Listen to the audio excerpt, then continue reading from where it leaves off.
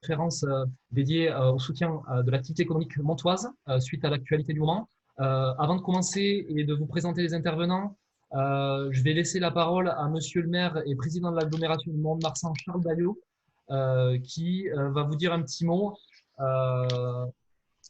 Voilà, Monsieur le maire, vous pouvez y aller. Bonjour, bonjour à toutes et à tous, j'espère que vous m'entendez.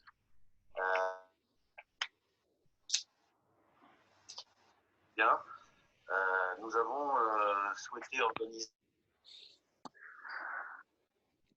ce petit séminaire pour vous apporter de l'information. Il y a sûrement encore des questions qui restent sans réponse. Et je voulais tout de suite remercier Éric Toussaint, qui est directeur départemental de l'URSSAF, Jean-Marc Laborie, qui est le patron départemental de la Banque de France, et Pascal Marc de la GDFIP. Également associé à quelqu'un qui organise l'Office du tourisme, du commerce et de l'artisanat avec son directeur Sylvain Couty, Benjamin Balati, que vous avez en face de vous, qui est notre manager du commerce, et toute l'équipe de cet Office du tourisme, du commerce et de l'artisanat, ainsi que la cellule développement économique de Catherine Manceau. Juste un petit mot d'introduction, vous dire que bon, la situation, vous savez, elle est exceptionnelle. Bon, la priorité des priorités reste le volet santé et solidarité. On ne va pas parler de ça aujourd'hui, même s'il y a un certain nombre de choses qui ont été mises en œuvre sur de la garderie, on l'appelle personne par personne de chacun de nos aînés, des personnes empêchées ou isolées. Un autre pan de notre activité aujourd'hui, c'est la continuité du service public, l'accueil à la mairie, l'état civil, tout ce qui est service public, et bien évidemment l'économie. Et on est là pour ça. L'économie, c'est le troisième pan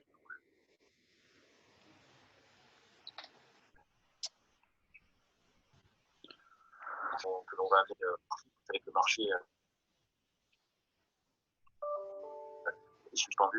Il y a d'autres sujets comme le commerce. Et aujourd'hui, donc l'objet, c'est de pouvoir vous avoir autour de cette table virtuelle pour pouvoir vous amener d'informations, mais aussi peut-être que vous fassiez remonter, que l'on collecte vos préoccupations, vos questionnements. Voilà. Je voulais simplement vous dire ça en vous souhaitant une bonne réunion web et en vous disant que toute l'agglomération, dont c'est la compétence, s'efforcera de faire le maximum pour vous accompagner dans ces moments difficiles. Voilà. Bonne réunion. Merci. Merci, Monsieur le maire et président de l'agglomération. Merci pour cette intervention. Je vais remercier aussi l'AMONA, le réseau qui nous a permis de mettre en place cette webconférence et de pouvoir être près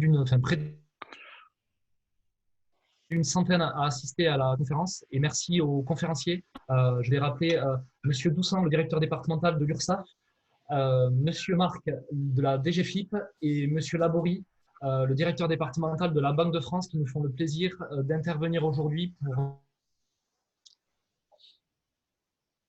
à la fois parler de l'actualité, de ce qui les concerne aussi directement, puisqu'ils ont aussi beaucoup de retours d'entreprises, de commerçants, d'artisans qui les consultent par rapport à toutes les questions qu'ils peuvent avoir. J'excuse aussi la directe qui n'a pas pu se rendre disponible, mais qui pourra éventuellement répondre à vos questions. Donc n'hésitez pas, il y a un chat sur le côté. Toute question peut être posée sur le petit chat.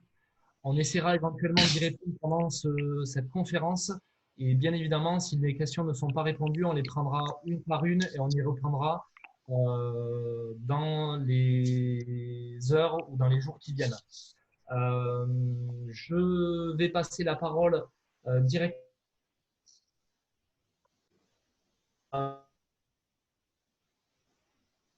de l'URSSAF pour nous parler un petit peu de son rôle et du rôle qu'il joue.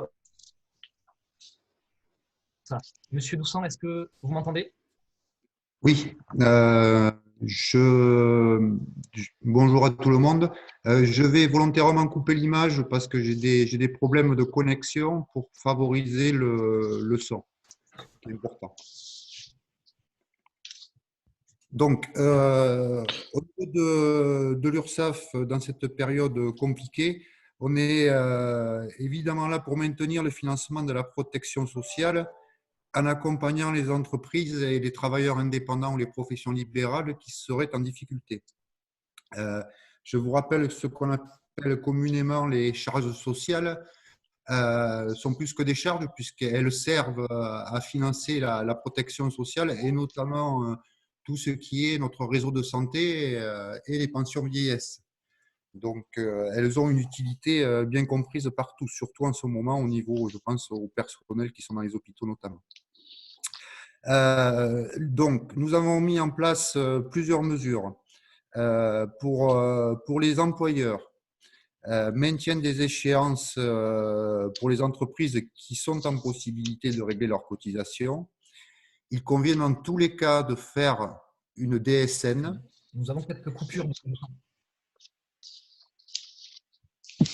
Vous voulez que je recommence ou Oui, juste la dernière. Donc, on subit quelques coupures. Oui, allez-y. Donc, je disais qu'il y a maintien des échéances pour les employeurs avec obligation de faire la DSN pour ceux qui, obligation de faire de la DSN et pour ceux qui peuvent de payer. Pour ceux qui ne peuvent pas, lors de leur déclaration DSN, dans le montant financier à verser, ils mettent le montant qu'ils peuvent payer, soit 10%, soit rien du tout. L'échéance sera reportée sine die à dans 3 mois. Donc, elle devrait être reportée à début juillet, sans pénalité et sans majoration de retard. Très bien. C'était déjà le cas pour l'échéance du 15 mars. Ça sera également le cas pour l'échéance du 5 avril pour les comptes employeurs.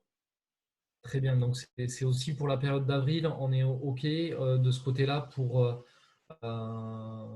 reporter finalement ces charges.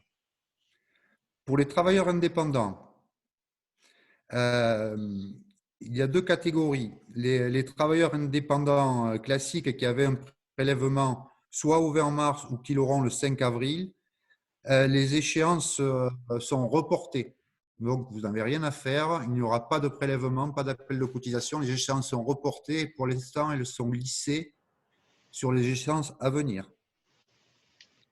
Pour les auto-entrepreneurs qui ont une échéance au 31 mars, s'ils ne peuvent pas payer leur cotisation, ils la modulent en modulant leur chiffre d'affaires quand ils font leur déclaration. C'est-à-dire, s'ils ont reçu 1000 ce mois-ci, ils peuvent le décaler, ils peuvent déclarer 0 s'ils n'ont pas les moyens de payer et le décaler sur les déclarations futures. Également, au titre de mesures complémentaires, pendant cette période de crise, nous avons suspendu toutes les actions de recouvrement amiable et forcé. Si vous voulez contacter l'URSSAF, alors physiquement, nous sommes fermés, mais cependant, tout le monde travaille en télétravail puisque j'ai 85% des salariés qui sont actifs de chez eux. Donc, vous pouvez nous contacter par les numéros de téléphone classiques, c'est-à-dire pour les employeurs au 39 57 et pour les travailleurs indépendants au 36 98. Il y a des personnes qui travaillent en télétravail et qui seront aptes à vous répondre. Évidemment, je vous demande de privilégier les sites Internet si vous avez des demandes à faire, soit sur le site ursaf.fr pour les employeurs ou sur le site sécu-indépendant.fr pour les travailleurs indépendants.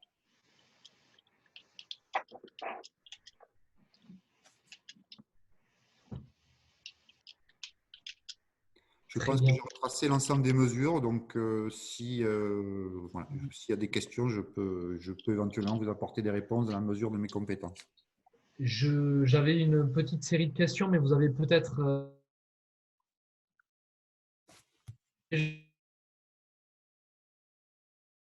qui ont éventuellement fait une demande, mais qui n'ont pas eu Je vous entends très mal. Forcément de retour. 2-3 petites questions. Je fais une demande de report. Pourra-t-elle être examinée dans les temps? Ou éventuellement, je souhaite faire une demande de report de charge, mais je ne réussis pas à me connecter sur la plateforme. Comment faire? Quel délai de réponse?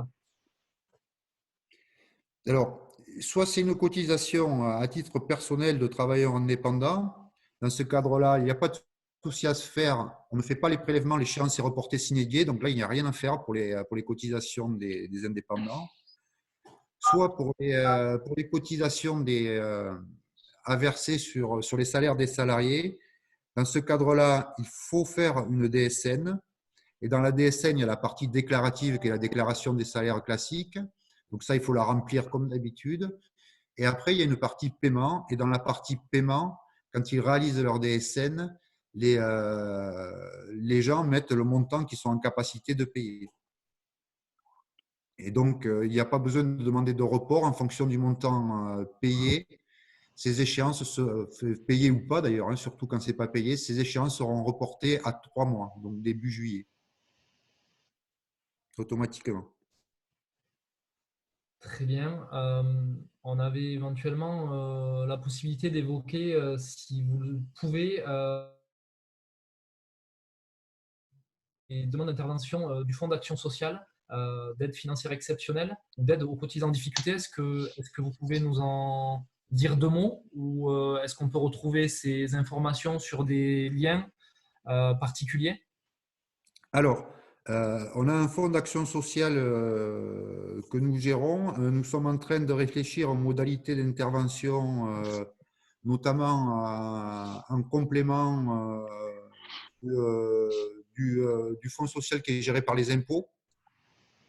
Donc, dont M. Marc parlera beaucoup mieux que moi, certainement. Et si vous voulez faire une demande, il faut aller sur le site sécu-indépendant.fr. Ça s'adresse uniquement aux artisans, aux commerçants pour leurs cotisations personnelles. Monsieur Duplan, il y a une petite coupure. Est-ce que vous pourrez rappeler le lien que vous avez donné? Oui, le site, c'est la Sécu, c'est sécu, SECU-indépendant au pluriel.fr. Vous aurez toutes les informations sur les pièces à fournir et les justificatifs pour créer un dossier et le déposer.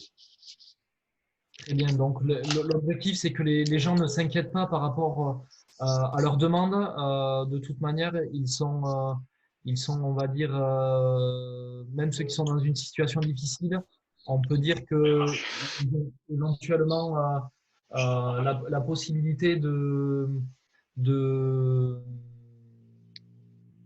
voir leur charge reportée et modulée aussi en fonction éventuellement de l'activité actuelle qui est au point mort pour la plupart des commerçants, artisans et entreprises. Oui, tout ce qui ne sera pas payé sera reporté à 3 mois ou lissé sur les séances à venir pour les cotisations personnelles des travailleurs indépendants. Donc, c'est avec les déclarations qu'il faut… Très bien. Est-ce que, par la même occasion, puisque est-ce que vous avez la possibilité de mettre des liens ou des choses qui pourraient intéresser nos visiteurs et les gens qui regardent la conférence dans le petit chat, ce qui permet d'avoir aussi un complément d'information directement voilà, suite à votre intervention? Je n'ai pas entendu personnellement, j'ai des difficultés de liaison. Oui, Monsieur Doussan, est-ce que vous m'entendez? Oui, je vous entends.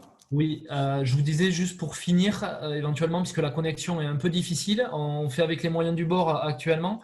On n'a pas tous la connexion qui fonctionne très bien. Est-ce que vous pouvez mettre éventuellement des informations ou des liens dans le petit chat que vous avez à votre disposition en bas pour converser avec les participants et qu'ils puissent aussi avoir les liens et les informations disponibles à disposition? Oui, éventuellement, oui. Très bien. Je vous remercie pour votre intervention. Je vais passer la parole à Monsieur Marc. Si il nous entend, il va Oui. pouvoir. Je vous entends. Est-ce que vous m'entendez de votre côté? C'est bon pour moi, Monsieur Marc. Donc, je pense que c'est bon pour l'ensemble des participants à la conférence. Voilà, Monsieur Marc de la DDFIP des impôts va pouvoir se présenter et présenter le rôle qu'il joue actuellement auprès des ressortissants économiques. Bonjour à toutes et tous, je suis Pascal Marc, je dirige le pôle fiscal à la direction départementale des finances publiques des Landes. En cette période de crise, la DGFiP a plusieurs actions, mais notamment vers les entreprises. Il y a 2 dispositifs importants. Des reports d'aide fiscale, de reports de taxes en matière d'impôts directs. Et puis, à partir du mois d'avril, la mise en place du fonds de solidarité qui sera versé. Donc, je vais développer peut-être ces 2 aspects tout de suite, si vous le permettez. Est-ce qu'on peut rappeler juste les deux intitulés parce que du coup, ça a un petit peu coupé de mon côté. Donc, voilà, donc il y a des reports et des délais de paiement en matière d'impôts directs. Et le deuxième dispositif dans lequel est impliquée la DGFiP, c'est le fonds de solidarité. Il sera mis en place et versé au début du mois d'avril. Très bien. Voilà. Donc les reports de charges. Donc les reports de charges concernent exclusivement les impôts directs. C'est-à-dire essentiellement en cette période, l'impôt société, la taxe sur les salaires et la contribution foncière des entreprises, l'ex-taxe professionnelle.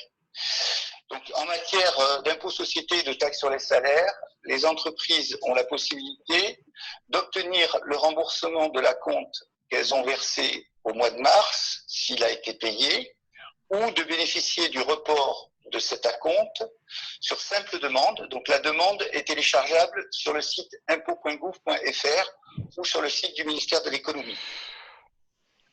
En matière de contribution foncière des entreprises, l'acompte mensuel et pour les entreprises qui sont mensualisées ou celles qui seront au trimestre, donc celui de juin, pourra être également reporté sur simple demande à partir du même imprimé.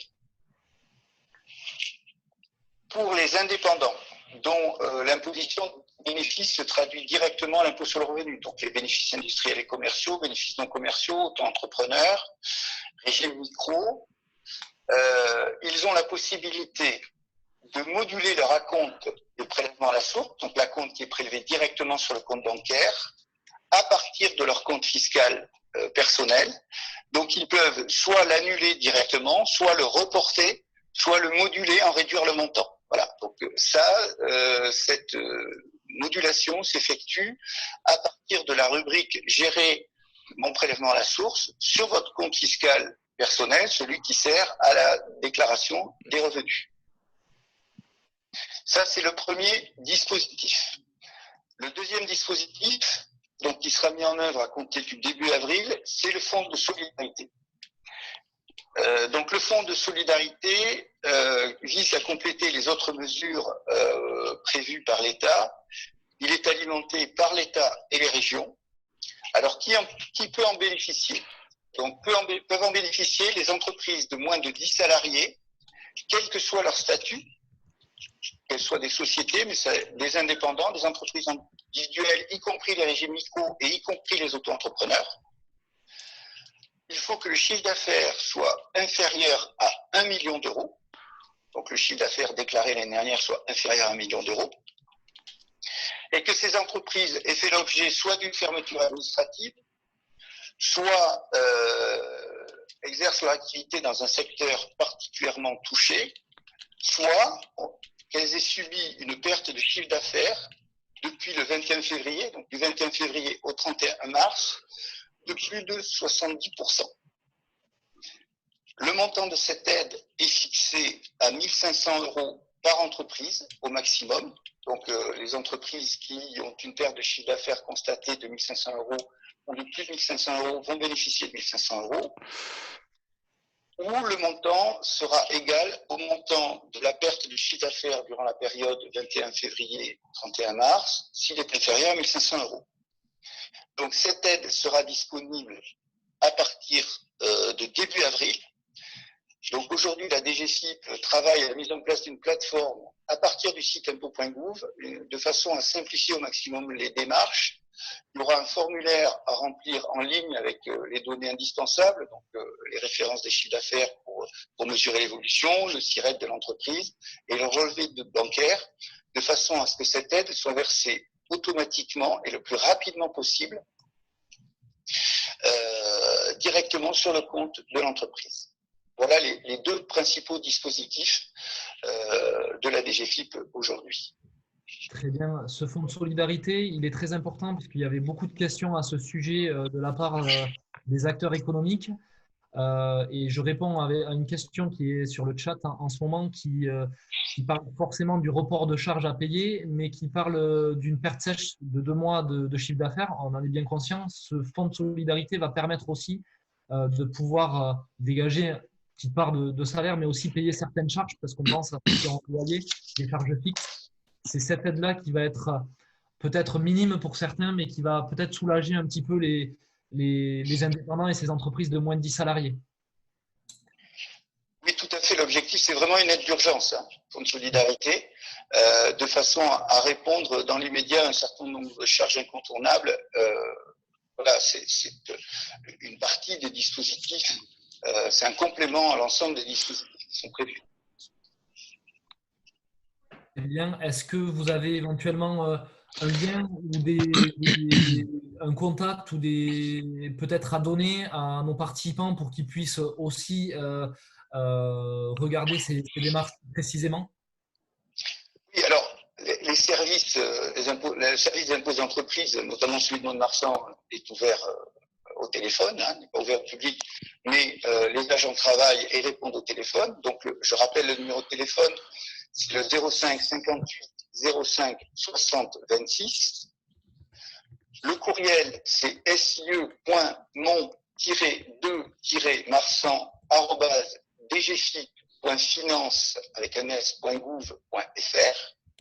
Mais le mieux, c'est quand vous utilisez la rubrique contact de votre compte professionnel. Vous avez une rubrique contact dans le compte professionnel qui vous permet de poser des questions, d'envoyer des pièces jointes.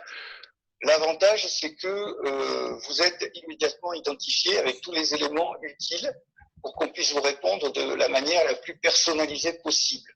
Voilà. Vous pouvez également prendre des rendez-vous téléphoniques, donc demander à être appelé à une heure précise, de façon à ce que ça coïncide à votre emploi du temps. Très bien. Par rapport à la question des 10 salariés, est-ce qu'on parle de 10 salariés, peu importe la nature? Est-ce que c'est de l'emploi à temps plein ou est-ce que 10 salariés au total? C'est 10 salariés au total. Très bien. On avait cette question. J'ai aussi une question par rapport à la création d'entreprises depuis le début de l'année ou très récemment. Voilà.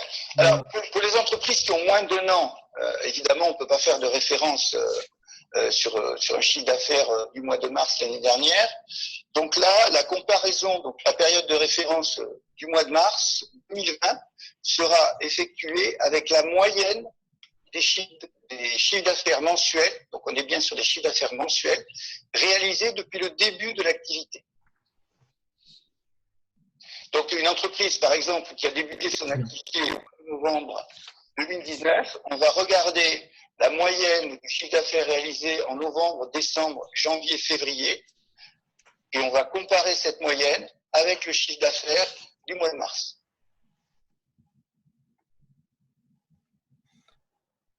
Très bien.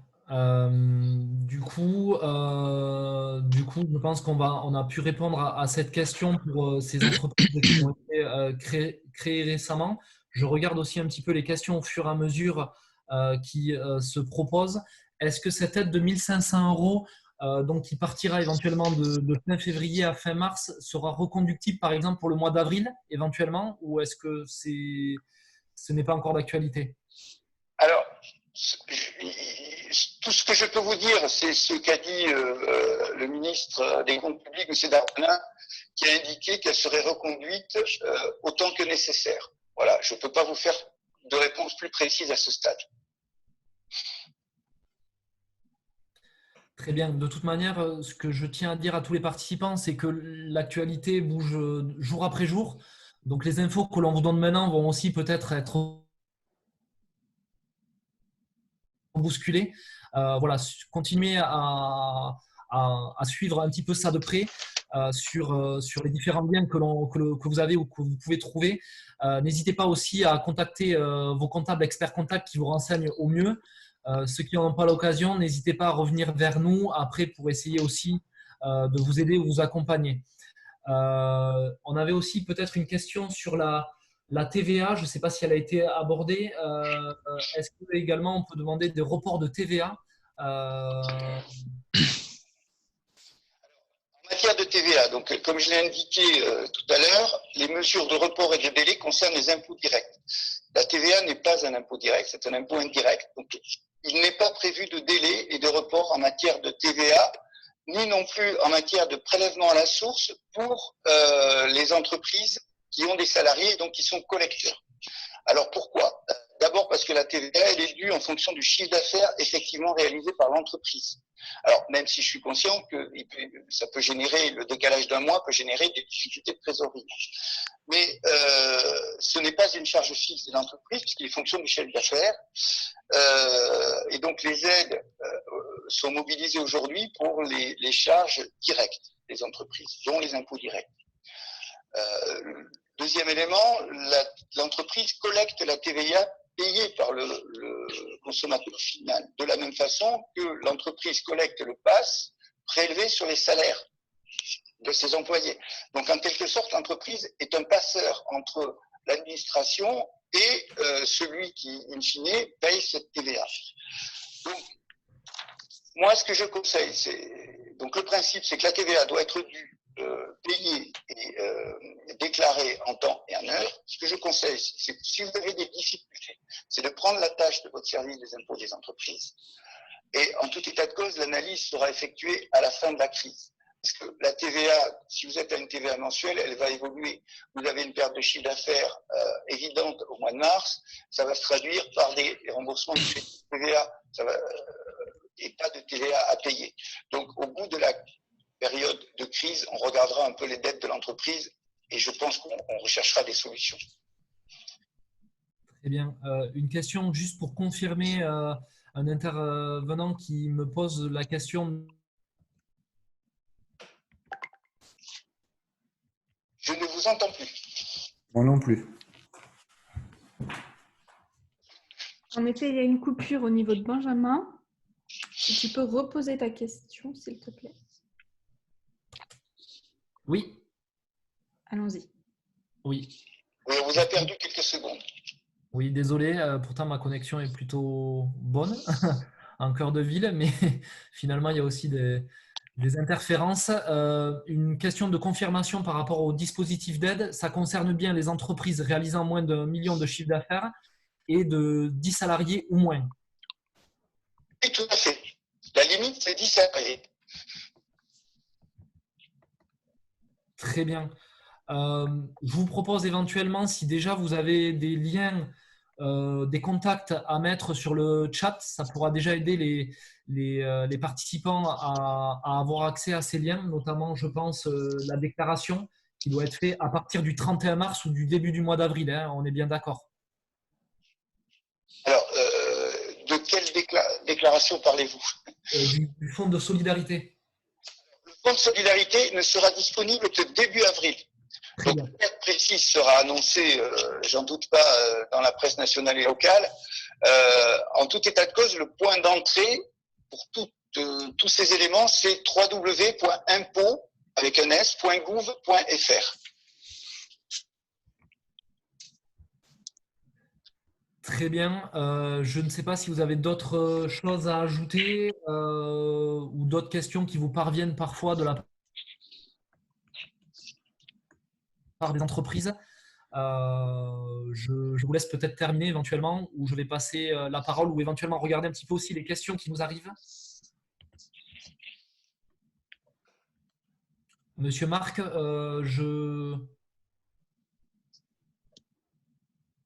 on est OK avec toutes les informations données? Oui, oui. Sauf s'il y a d'autres Alors, j'ai peut-être une question, mais ça Ce que peut-être… je me propose, c'est ensuite de répondre à chacune des demandes individuellement. Voilà. Très bien. Parce que je vois qu'il y a des demandes un peu personnalisées, on va dire, donc c'est difficile de répondre comme ça sans regarder un certain nombre d'éléments. Très bien. Si vous voyez une question en particulier, parce que ça défile un petit peu aussi de mon côté, pour y répondre, n'hésitez pas. Dans l'absolu, je vois que des liens sont mis à jour là pour déjà informer les participants. Merci à tous pour votre soutien par rapport à ces liens donnés. On parle aussi de la TVA sur les loyers. Je ne sais pas si éventuellement vous avez une réponse à cela à apporter. Mais la TVA sur les loyers, ça dépend de quel côté on se place, mais si on se place du côté de celui qui paye le loyer, la TVA sur les loyers va être déductible de toute façon. Si vous payez le loyer, la TVA sur les loyers sera déductible. En revanche, si on se place de celui qui perçoit le loyer, la TVA devra être déclarée au titre du mois correspondant à sa perception.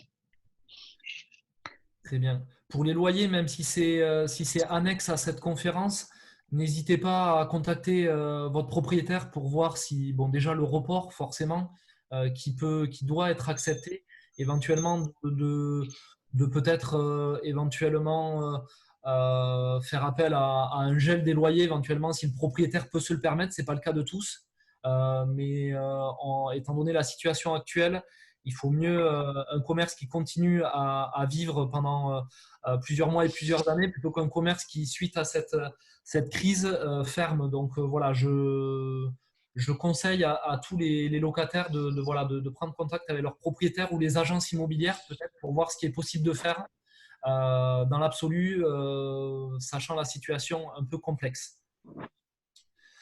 Merci, monsieur Marc. Une question sur le service des hypothèques. Donc, le service des hypothèques, comme les autres services de la DELIFIP, sont accessibles par téléphone et par courriel.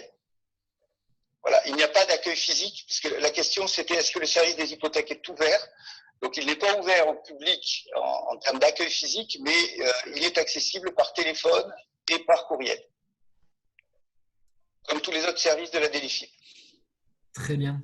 Merci pour cette information. Je vais peut-être, si vous en avez terminé, passer la parole à monsieur Laborie, le directeur départemental de la Banque de France, qui nous fait l'honneur d'intervenir aujourd'hui. Monsieur Laborie, est-ce que vous m'entendez? Oui, je vous entends très bien. J'espère que c'est le cas pour tous aussi. Oui, c'est le cas. D'accord.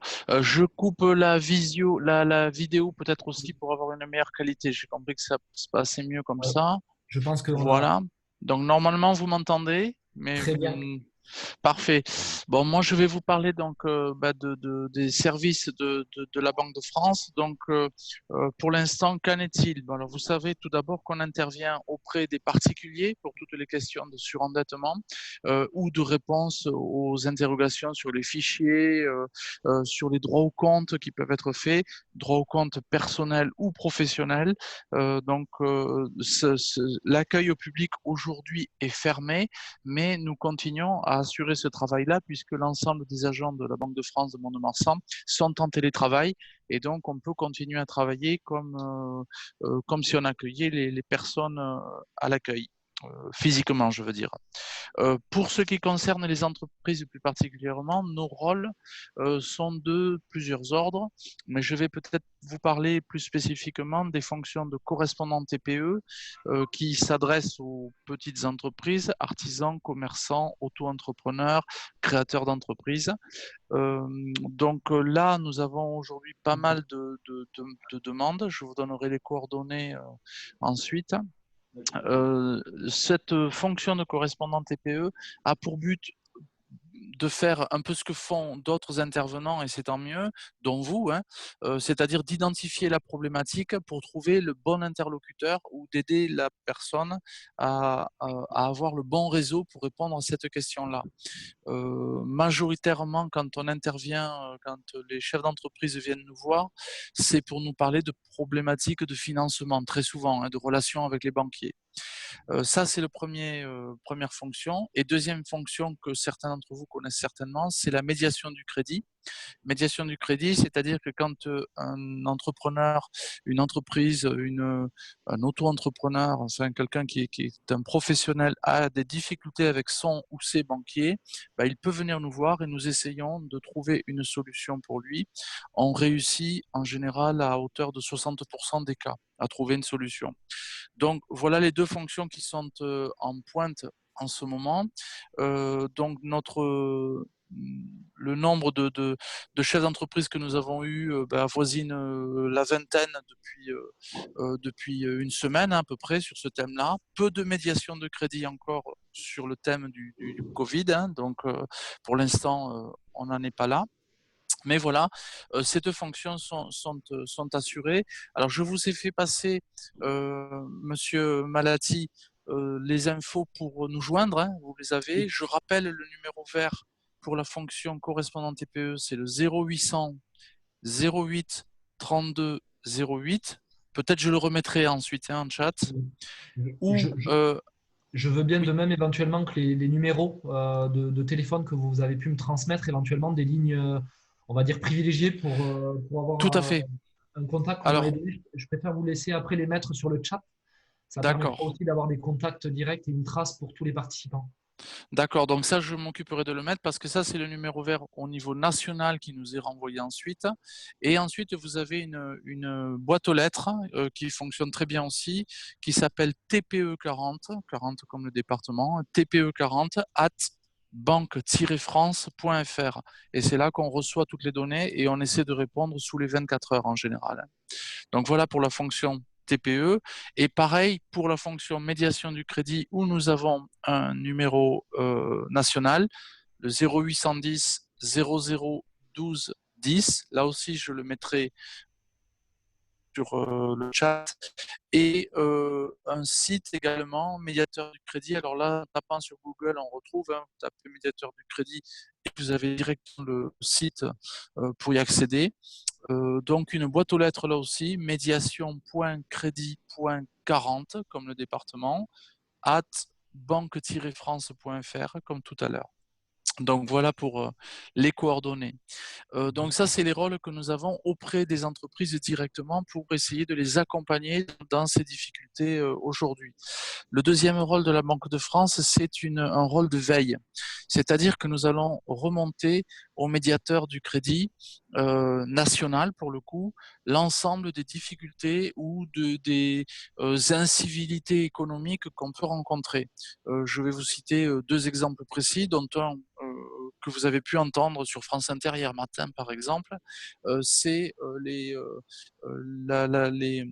grands groupes, notamment d'agroalimentaire, qui décident de ne plus payer leurs fournisseurs parce qu'il y a le Covid. Bon, ça, c'est remonté extrêmement vite et c'est remonté au ministère de l'économie extrêmement vite aussi. Hier, j'ai fait la remontée d'un transporteur national qui mettait un pied de facture à tous ses clients de 8% ou 8,5%, je ne sais plus, sur le total des transports facturés. Donc ça, c'est pas admissible et donc il faut le faire remonter pour qu'il y ait une réaction très vive. Donc là, on est dans le name and shame, hein, on essaie de dénoncer ces actes qui ne sont pas très civiques en tout cas.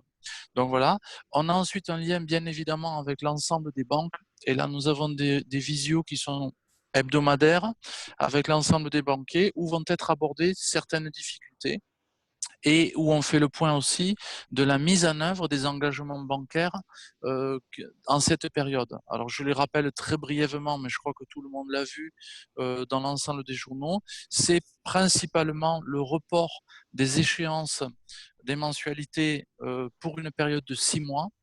Donc là, les réseaux bancaires ont agi différemment. Certains le font de façon automatique, d'autres vont le faire à la demande du client. Certains le font gratuitement, d'autres vont facturer des frais, des charges d'intérêt interbancaires.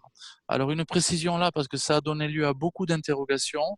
Oui, il ne doit pas y avoir de frais de dossier de frais de gestion pour la mise en place de cette mesure, mais les frais intercalaires excusez-moi, les charges d'intérêt intercalaires sont logiques. Et encore une fois, certains réseaux ne les facturent pas, mais d'autres peuvent les facturer. Ça dépend vraiment de votre banquier et de la relation que vous avez avec lui. Donc ça, malheureusement, c'est quelque chose qui peut arriver et qui peut vous surprendre en tant qu'utilisateur de services bancaires. Donc voilà pour ça.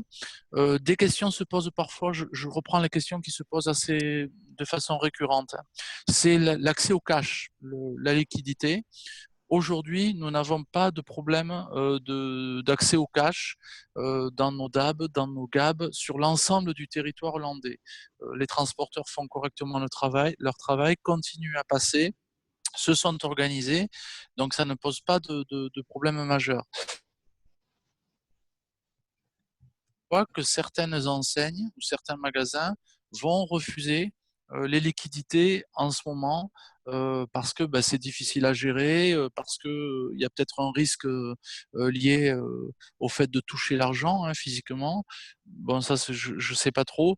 Normalement, il n'y a pas de raison de refuser pour les consommateurs le fiduciaire, l'argent liquide, quoi. Donc voilà pour ce que je pouvais vous dire et pour répondre aux quelques questions que vous m'aviez posées, Monsieur Matali.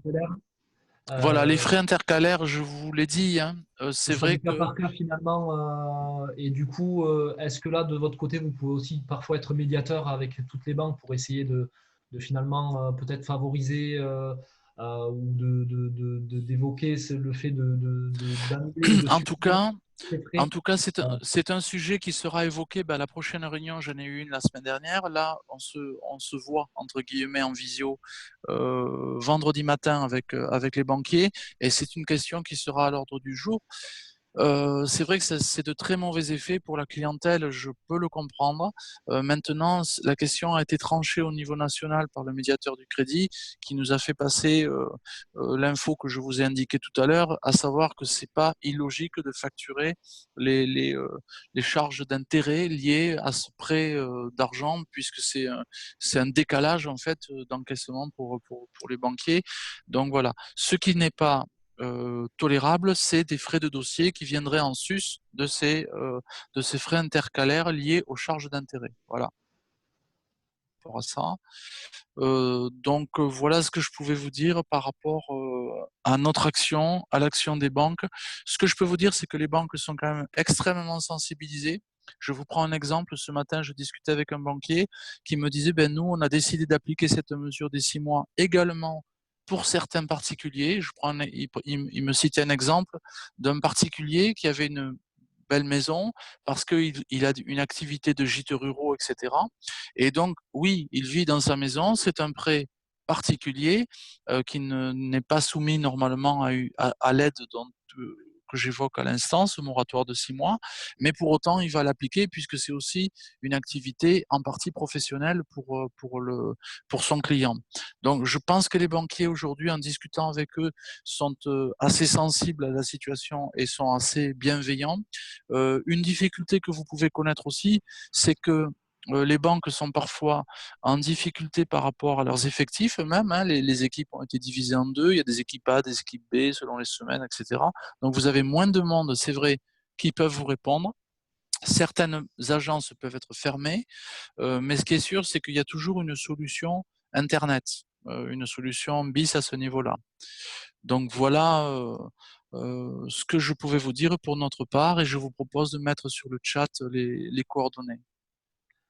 Merci beaucoup, merci pour votre intervention très précise. J'espère qu'elle elle aidera au maximum tous les participants de cette conférence. Je tiens à dire que suite à toutes vos questions et à vos interrogations, on prendra en note toutes les questions qui ont été posées auxquelles on n'aurait pas répondu. De ce fait, moi aussi, je laisserai mon contact mail juste en dessous pour éventuellement renseigner notamment la partie commerce artisan du cœur de ville, mais la plupart ont déjà mes coordonnées. Et c'est pour ça qu'ils ont rejoint aussi cette conférence aujourd'hui pour essayer de vous accompagner au mieux, si ce n'est pas possible. N'oubliez pas, bien évidemment, votre banque, votre comptable expert comptable qui peut aussi vous renseigner. Je redonne éventuellement la parole aux trois intervenants s'ils le souhaitent, peut-être pour conclure ou pour rajouter quelque chose qu'ils souhaiteraient. Monsieur Doucet, éventuellement, Monsieur Laborie ou Monsieur Marc pour conclure cette webconférence.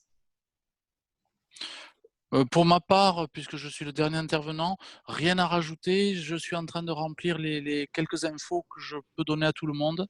Mais sinon, sur le site Banque de France, vous trouverez tout aussi, hein. Voilà pour ma part. Monsieur Doucet. Pour l'URSSAF, je vous ai mis sur le chat un résumé de mon intervention avec notamment les contacts que vous pouvez activer si vous en avez besoin. Rien de plus à ajouter.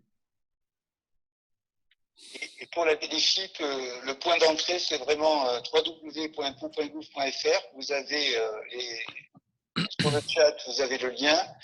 Et vous y trouverez également toutes les coordonnées des services, de vos services des impôts qui restent ouverts à l'accueil téléphonique et par courriel pendant toute cette période.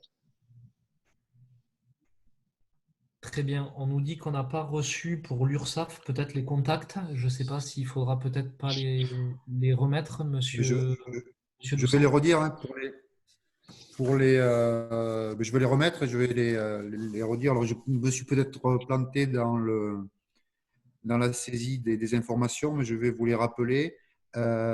Pour les sites internet, pour les travailleurs indépendants, c'est sécu-indépendant au pluriel.fr. Et pour les employeurs, c'est ursaf.fr. Donc, vous pouvez aller sur ces sites, vous trouverez des formulaires de demande et les informations qui peuvent vous intéresser ou nous contacter via ces sites.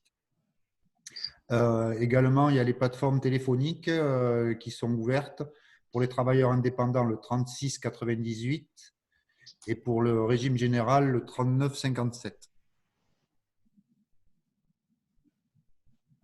Très bien. Toutes ces informations que l'on collectera, on a créé une note, nous, en interne, avec l'Office de tourisme, du commerce et de l'artisanat et le service développement économique, que l'on a déjà transmis aux commerçants artisans du cœur de ville et aux entreprises également, où déjà il y a tout un tas d'informations. On rajoutera les dernières informations données à l'issue de cette webconférence et on renverra aussi par mail par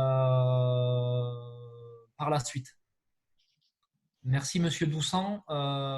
Monsieur Marc, peut-être pour conclure ou pour terminer cette conférence. Non, simplement, n'hésitez pas à prendre contact avec vos services pour avoir plus de précision.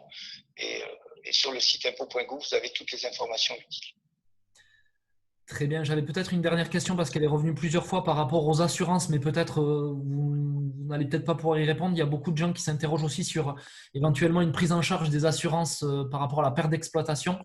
Je ne sais pas si quelqu'un peut éventuellement répondre ou si cette question-là pourrait être traitée peut-être dans les jours qui viennent par mail pour essayer d'avoir une réponse. Je sais qu'ils se sont réunis récemment. Mais pour le moment, on n'a pas plus de précision. Voilà, ce sont aussi des choses qui vont évoluer dans les jours à venir. Donc, on vous tiendra aussi informé de l'ensemble de l'actualité. Et pour notre part, que ce soit l'Office de tourisme, le service de développement économique, ainsi que les services de la mairie de l'agglomération se tiennent aussi à disposition pour vous accompagner au mieux pendant cette période qui risque, à mon avis, d'être un peu longue, notamment pour les commerçants, artisans, entreprises du territoire.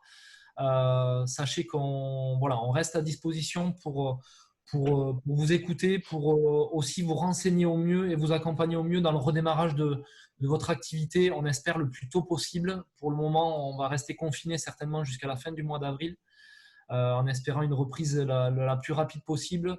Je souhaite bon courage à toutes et à tous pour votre activité. On sait qu'il est dur de créer une entreprise et de la pérenniser. Donc c'est pour ça qu'on a souhaité aussi faire cette intervention. N'oubliez pas aussi vos contacts que vous avez aux chambres consulaires, que ce soit la chambre de commerce et d'industrie et la chambre des métiers. Vous pouvez aller sur leur site, ils ont aussi tout un tas d'informations, de liens très intéressants. Peut-être si vous avez aussi un contact avec eux direct, n'hésitez pas à les appeler. Et puis, je tiens à remercier le service développement économique dirigé par Catherine Manceau, l'Office de tourisme et son directeur Sylvain Couty, Monsieur le maire qui est intervenu, et les 3 intervenants du jour, Monsieur Marc, Monsieur Doucet et Monsieur Laborie, pour vos conseils précieux aux acteurs économiques. Merci.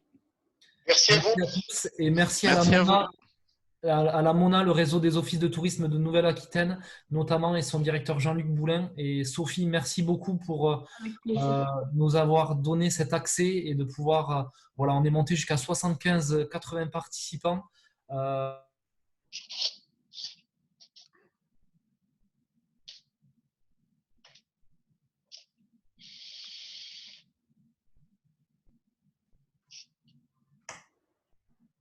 Le son de Benjamin a coupé sur la fin. Je suis toujours là. C'est bon, super. Juste pour petite précision, Benjamin, on vous envoie le replay en vidéo puisque la session a été enregistrée et l'extrait des conversations. Comme ça, vous pourrez donner toutes les informations aux participants. Oui, j'avais oublié de te préciser ça. Merci Sophie. Sera disponible en replay. Donc, il y aura peut-être des petites coupures, mais en tout cas, on essaiera d'envoyer un maximum le lien, de le diffuser sur les réseaux sociaux, sur les sites internet, aux intervenants, mais aussi à tous les acteurs économiques, bien évidemment, du territoire pour revoir cette webconférence. Super. Merci à tous et bonne journée. Merci beaucoup. Merci à tous et bon courage. Bonne journée, prenez soin de vous.